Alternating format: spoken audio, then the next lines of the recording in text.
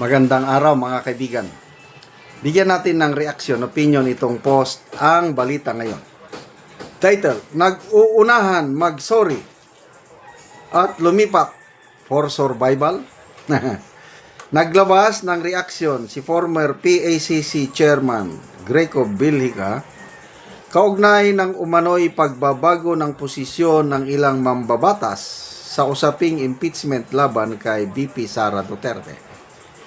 Sa kanyang pahayag, tinuligsa ni Bilhica ang mga kongresistang dati umanong agresibo sa pagtutulak ng impeachment, ngunit ngayon ay tila umatras dahil umano sa kakulangan ng ebidensya. Ayon kay Bilhica, mga maleta congressman, gigil mag-impeach kay VP Sara Duterte noon for accountability daw. Nag-uunahan mag-sorry at lumipat na ngayon for survival. Dagdag pa niya, kulang na daw ebidensya, ayaw na daw nila. Hindi rin nag-atubiling magbitaw ng mabibigat na salita si Bilhica laban sa mga mambabatas na umano'y nagbago ng paninindigan. Sabi niya, mga kababayan, tandaan nyo mga taong iyan, mga walang paninindigan, oportunista at balimbing. Pag balimbing, sinungaling at magnanakaw, huwag paniwalaan, dapat palitan. Sa huli, iniugnay ni Bilhica ang isyu sa mas malawak na laban kontra korupsyon at pang-aabuso sa kapangyarihan. Sila ang nagpapakasasa sa kaban ng bayan, abusado sa kapangyarihan at nagpapahirap sa bayan. Yan ang payag ni Chairman Bilhica. Ang payag ni Bilhica ay lumabas sa gitna ng patuloy na pagdinig sa House of Representatives of the Philippines kaugnay ng impeachment complaints laban kay VP Sara Duterte. Matatandang idiniklarar na ng House Committee on Justice na sufficient in form and substance ang mga reklamo, isang hakbang na nagbubukas ng posibilidad ng plenary vote at kalaunan ay impeachment trial sa Senado. Gayunpaman, nananatiling usapin ang solidong suporta ng mga mambabatas, lalo na sa gitna ng mga ulat na umano'y pagbabago ng posisyon ng ilang political blocs at individual na kongresista. Okay. So, I don't know, sino yung mga tinutukoy ni dating Chairman Bilhica na lumilipat? Palagay ko, posible yan, lalo na mga kongresista from Visayas and Mindanao. Kahapon, inilunsad ang isang kilusan, Cebu Alliance for Duterte. Mga iba't ibang sektor ito na naglabas ng manifesto. We are warning all Cebu lawmakers. Oras na pumirma kayo sa impeachment laban kay VP Sara, parang pinirmahan nyo na rin ang inyong political death warrant. Ang bigat na statement yon.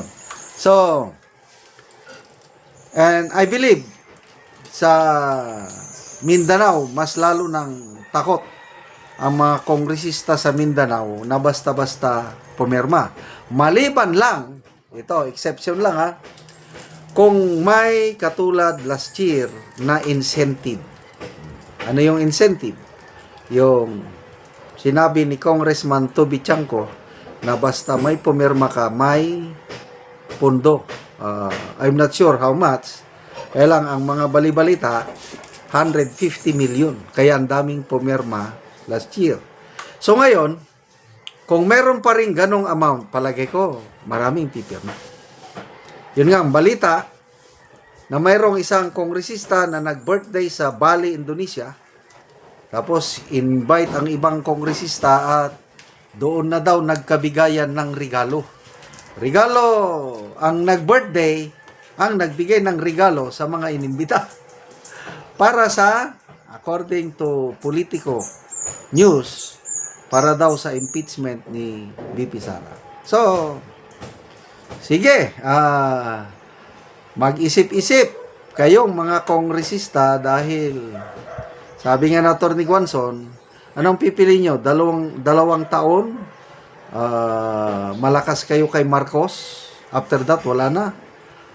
Or, pabayaan nyo na yung remaining 2 years ni Marcos? Importante, malakas kayo panahon ni VP Sara sa 2028. Oh, so ako, sa 6 years na lang ako under VP Sara. Kasi sa ngayon, wala pa talagang makakatalo kay VP Sara.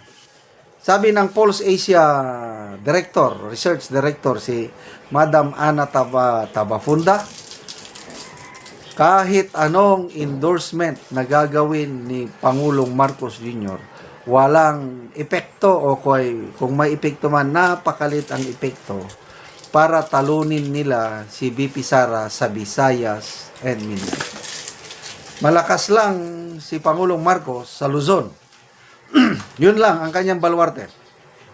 Metro Manila, wala na siya. Mas lamang ang ratings ni VP Sara sa NCR kumpara kay ano. Kaya doble kayod sila ngayon. The only way is impeachment. Again, kung ako ang tatanungin nyo, ang assumption ko is makakakuha sila ng 1/3 signatures, aakyat yan sa Senado. Kaya matutuloy po ang ating